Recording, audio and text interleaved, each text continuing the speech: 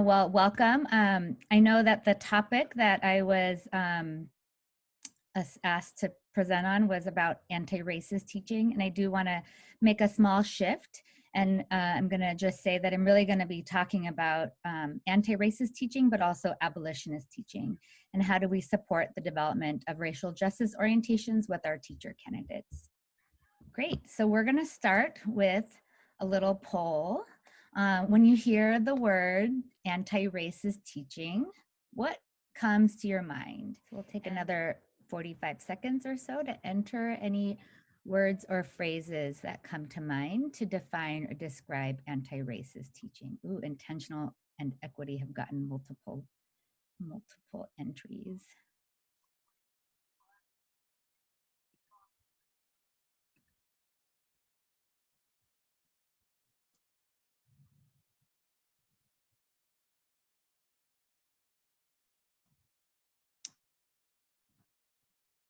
Great, we'll take 10 more seconds, and then I'm gonna ask folks to kindly finish your responses so that it stops moving.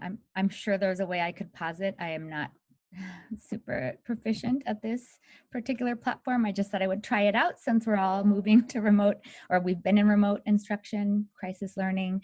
So if you can finish up so it can, because it'll keep moving otherwise. And then I'll just ask for a couple people to volunteer something that stands out to you from our word cloud. Change. Other words that stand out to you? Intentional. Thank you. Proactive, active, humanizing, responsive, listening, equity. Thank you. sequential. Thank you. Yeah, these are really great words and definitions. And I really appreciate how a lot of folks put in words in here that are actually, really affirmative. I think sometimes when we think about anti-racist teaching, we're thinking about what are the ways that we dismantle racism, what are the ways that we dismantle white supremacy, and those are very important things. And then also thinking of the reason I had kind of made that shift to thinking about what does abolitionist teacher education look like is trying to think about, okay, so if we're anti-racist, what are we promoting? What are we trying to do with our work? And so, I don't know how to shift the screen now. And so, let's see, it reminds me of this quote from Gloria Anzaldúa from Borderlands, where she says, "It is not enough to stand on the opposite riverbank shouting questions, challenging patriarchal white conventions. A counterstance locks one into a duel of oppressor and oppressed, locked in mortal combat. Because the counterstance stems from a problem with authority, outer as well as inner. It's a step towards liberation from the cultural domination, but it is not a way of life.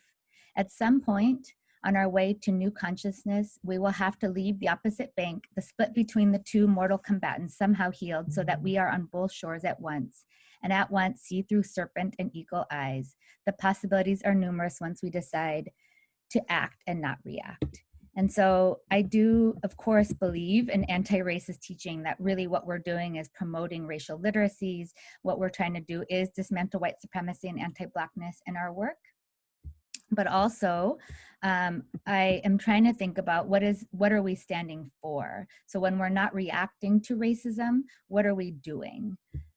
And that really brought me to Bettina Love's work on abolitionist teaching.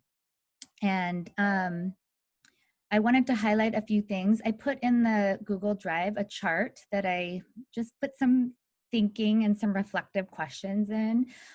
In the first chapter, she outlines sort of abolitionist teaching is, and there's sort of a lot of statements about what it is, and it's a very long document, sorry for it being so long. But I thought I would just highlight a few of these. So choosing to engage in the struggle for educational justice, to refuse oppression and refuse to oppress others, mainly your students. And what this makes me think about is how are we developing our own capacities to see and refuse oppression in our teaching practices as teacher educators? And also, how do we support teachers in seeing the multiple ways that oppression manifests in their classrooms and schools and in their teaching practice? And what are the strategies that we're developing with our teacher candidates to refuse oppression? What does that even mean, to refuse oppression through our teaching? Next, she talks about reimagining and rewriting curriculum. And so I've been thinking about how have I reimagined the curriculum of teacher education? Which authors and sources do I hold up as experts in teaching and learning? How often am I citing queer, trans, femme, Black, Indigenous, people of color sources? And how do I work with teacher candidates in the development of their curriculum? And how do I prepare them to justify their abolitionist curriculum? She also talks about knowing that freedom isn't possible without women and queer leaders. And so who are the women and queer, including trans and non-binary leaders whose work I'm striving to amplify and uplift? And if I'm not conscious of that, then who do I need to become more aware of, right? How am I becoming more aware of and making more visible the work of women and queer leaders, especially in the field of education and teacher education? Refusing to take part in zero tolerance policies and the school to prison pipeline, demanding restorative justice as the only approach to improving school culture. So what am I teaching about school and classroom discipline theories and practices? How am I teaching and incorporating principles and practices of restorative justice and transformative justice? And I think for us, thinking about when moments of tension do occur, how do I address them using restorative and transformative justice approaches? Often, I think in higher ed, we talk about those practices and we're not necessarily super great at implementing them, or at least I know I've been challenging myself to do that in a better way. Who are the teachers who get pushed out of our programs? Are teacher candidates of particular and marginalized identities pushed out more often than others? And if so, how can we take a restorative transformative justice approach to addressing this issue? Calling out other teachers who diminish dark children and who do not think dark children matter. So are we aware of the anti-Blackness in ourselves and our colleagues? And how do we go about calling it out when we see it? Are we aware of the anti-Blackness in our teacher candidates, and how do we go about calling that out? And then what decisions are we making and how are we making them about who we recruit and retain in our programs? She talks about acknowledging and accepting that America and its policies are anti-Black, racist, discriminatory, and unjust. So how do we learn about and meaningfully acknowledge the historical legacy of anti-Blackness, racism, and discrimination in our institutions of higher education? Do we even know what those narratives are?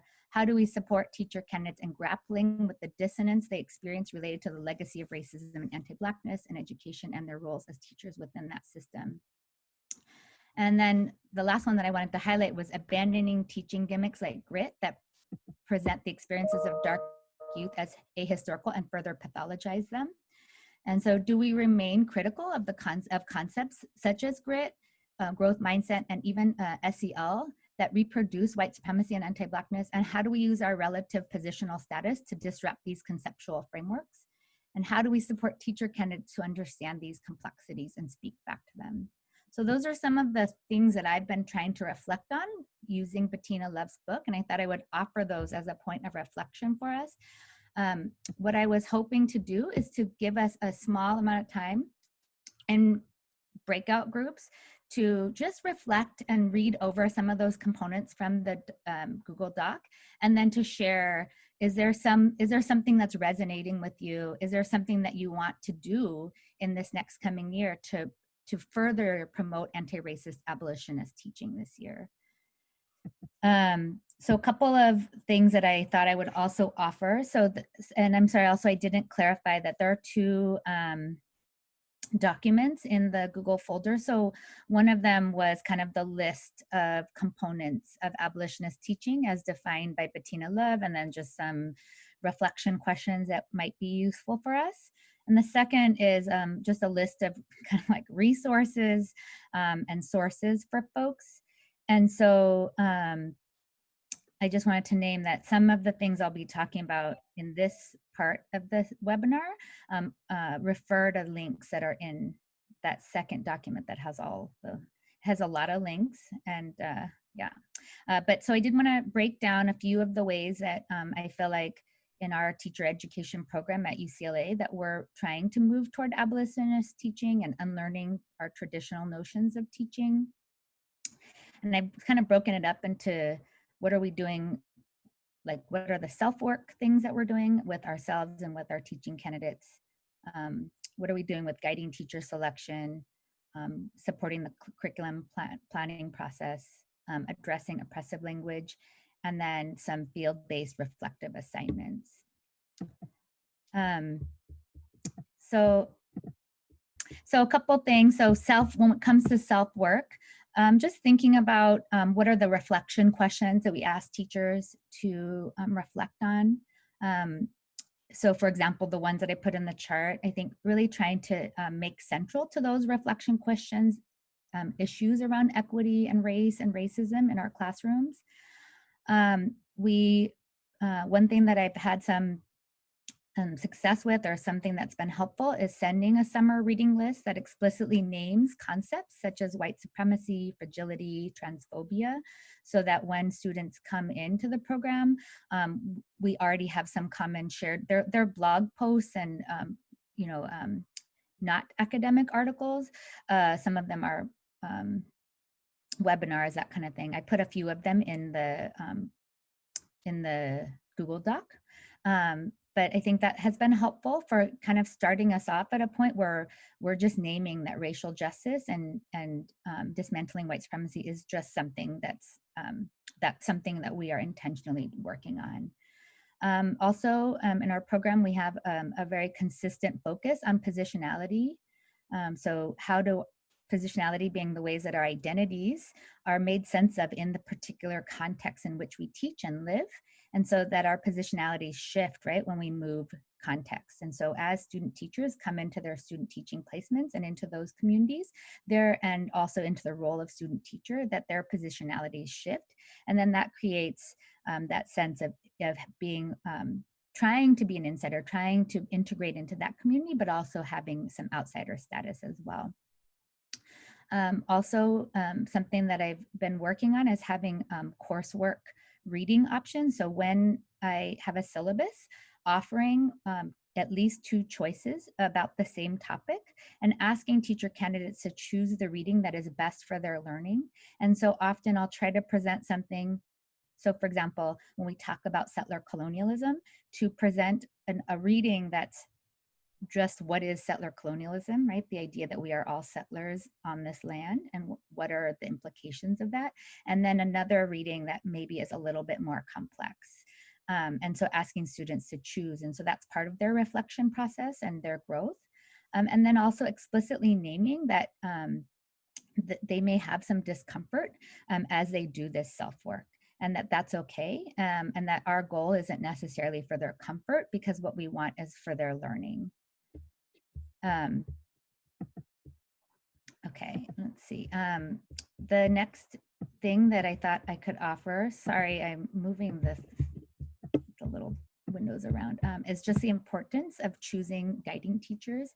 And I know that not all of us have that as part of our jobs, but I think really intentionally selecting and building community and capacity with the guiding teachers or the mentor teachers, developing relationships within schools and promoting a reciprocal relationship. And then I think something that's helped me to work with guiding teachers is to explicitly name our programmatic goals and the expectations of student teachers as enacting abolitionist curriculum and pedagogy. So when I go to meet with a prospective guiding teacher, telling them our teachers are expected to do racial justice work, and so they will be focusing on ways that systems of oppression play out in their curriculum, and really trying to dismantle that and to center narratives of communities of color. And part of that is also negotiating what is being taught, how it gets taught, and why it gets taught in those classrooms. And so being able to ask the guiding teachers things like, okay, what are the must-dos in your class? What are the units that really absolutely must be covered? And are there ways that that has to be covered? And if not, then can the student teachers, even if they have to teach a unit on Romeo and Juliet or something more traditional, that they could turn that around and present that curriculum in an abolitionist way. And then strategies for partnering guiding teachers with student teachers. I try to pay attention to race, gender, sexuality, and other identities. I even had to tell a white guiding teacher this last year that if I couldn't find a corresponding, so we place our student teachers in both a middle school and a high school placement, or at least my cohort does. And I had to tell him, oh, I haven't been able to find a teacher of color in the corresponding middle school that is willing to take student teachers. And so I'm going to keep working on that, but I'm just letting you know that that's an issue for me. And he was very understanding and very supportive, and in fact, actually helped get me connected to teachers of color who could be guiding teachers. And then just also honoring the work of the guiding teachers, that they are teacher educators and they're partners in developing abolitionist teachers. And so really putting that out there so that they know that that's what I'm hoping that they'll also do, and just putting that at the forefront, that they're the teacher educators for our teacher candidates. And then thirdly, supporting the planning process. So how are we helping teacher candidates to develop curriculum that centers the knowledge, experience, expertise, and narratives of Black, Indigenous, people of color, and people who experience marginalization? And then how do we push past just sort of representation and a multicultural type of curriculum? And then how are the goals and objectives of their curriculum focused on strength, resilience, power, and joy, not just the struggles of people of color? And Bettina Love talks about this as centering Black joy and centering Black mattering, that Black people matter, and not just focusing on, the sort of typical like slavery narratives and that kind of thing. Essential questions are key, centering justice and racial justice. They need to be provocative and relevant. Obviously, people know these things. But one point I would like to make is just really trying to emphasize with our teacher candidates that they should avoid having students argue for the oppressor. So something like, should the slaves have been freed, or something like that. It's just not an argument that students need to be making, and that's really counter to developing their racial literacies. And so I just wanted to pose some examples. And in the Google Doc, there's a section that says something like links to Satori timeline projects. One of the projects that I have my students do is sort of a reimagining of the unit plan. And so you can see, for example, this is from Prentice Hall, the US history textbook, where the traditional questions are, what was manifest destiny? There is this question, what is the link between expansionism and slavery? And instead of teaching this unit, using some of those same resources to think about a history of Indigenous resistance in the Americas. And there's they create this curriculum and they put it on this Satori timeline. So I put the links to that. You can see what they created. Another example, so this is also from the Prentice Hall textbook around, so could the Union be saved without war? Was slavery the primary cause of civil war? Was slavery a benign or evil institution? So here again, like I wouldn't really ever ask students to argue that slavery was a benign institution. But so then the students created this unit from plantations to prisons, and their essential questions, right? How do systems of oppression evolve over time to maintain power and dominance? What does it mean to be free? And has the US reached its foundational ideas? So just some different examples. I'm gonna kind of skip through these, but I put some links to those in the Google Doc. And just also paying attention to their intentionality. I think when I'm doing field support, trying to ask the student teachers what data could be collected to help them to reflect on their goals. So if they're saying, for example, that they're really wanting to promote the participation of students who are emerging bilingual students or English learners, and then we might track participation, and then I'll write down the students who are participating, and then they'll be able to reflect on, did the practices that they implemented actually achieve that goal, their intentions that they set forth in the planning process. Also for addressing oppressive language, just thinking about this in two ways. So prevention and education versus interrupting and addressing.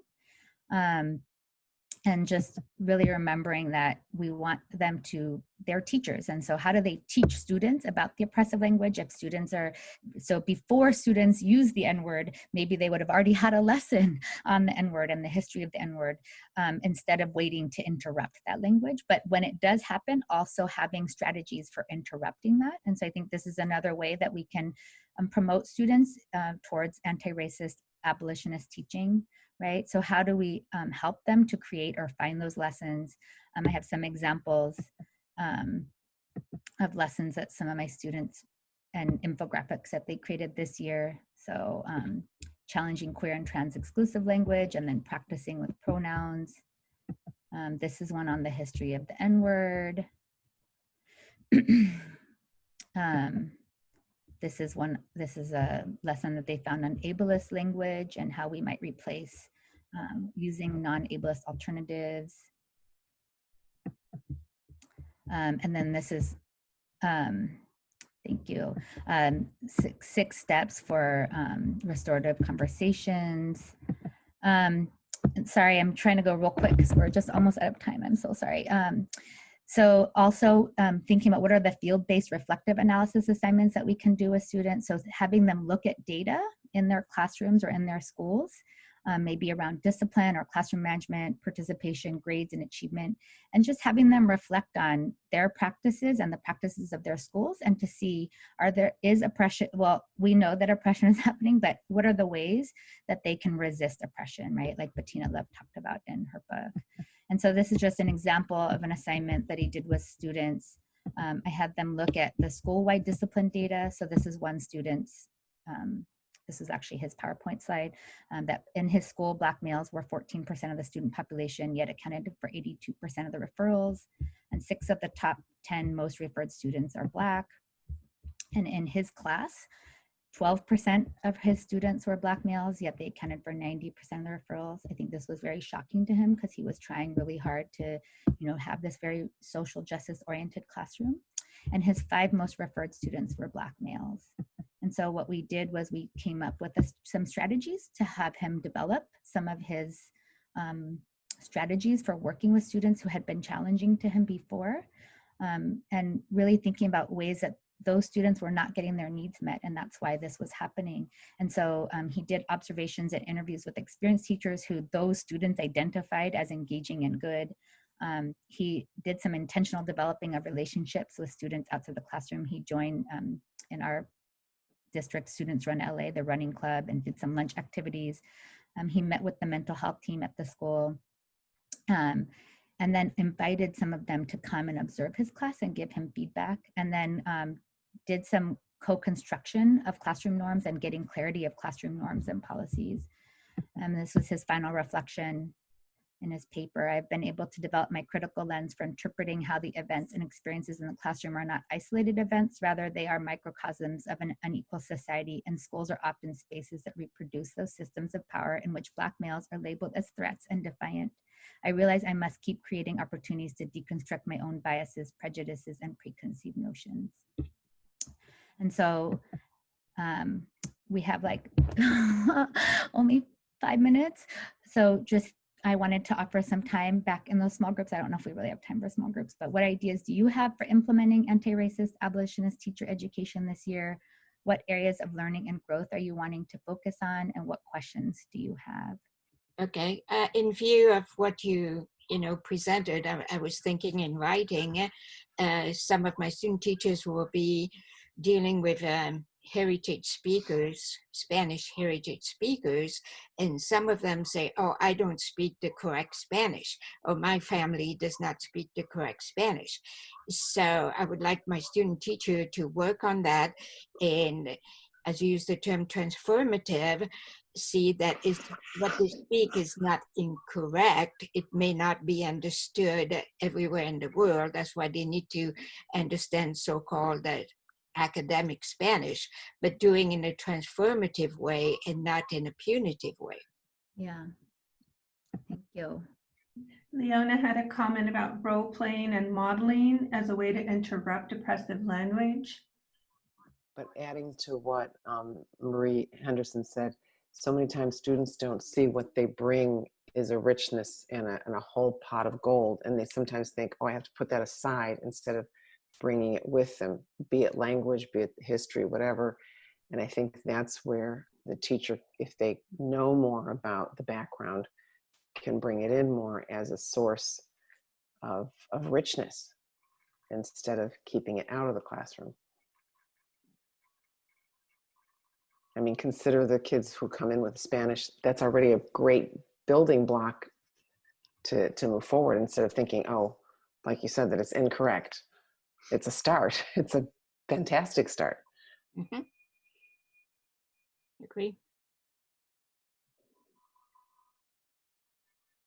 So I think we're kind of out of time. I'm sorry. I tried to, I thought maybe we could just end with the poll. So this is a slightly different one. I'm just trying some different strategies. If you wanted to go to slido.com. Thank you, everyone. Thank you so much. That was awesome. Thank you.